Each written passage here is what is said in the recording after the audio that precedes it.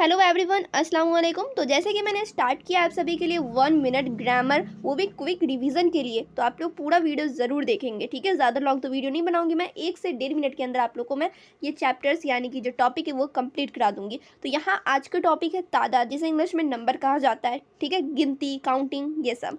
तादाद के बाद से इसमें की दो किस्में होती हैं, कौन कौन वो आप लोग समझे। तो एक होती है वाहिद और दूसरी होती है जमा। वाहिद को इंग्लिश में सिंगुलर कहा जाता है और जमा को इंग्लिश में प्लूरल कहा जाता है।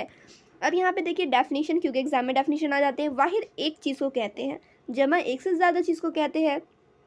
अब एग्जाम्पल आप लोग देखो, नीचे मैंने एग्जाम्पल भी ली हूँ जिससे आप लोग को समझ में आए। एग्जाम्पल है चीज़, चीज़ की जमा चीज़ें। गरीब, गरीब की जमा गुरबा। मुल्क की जमा मुल्क।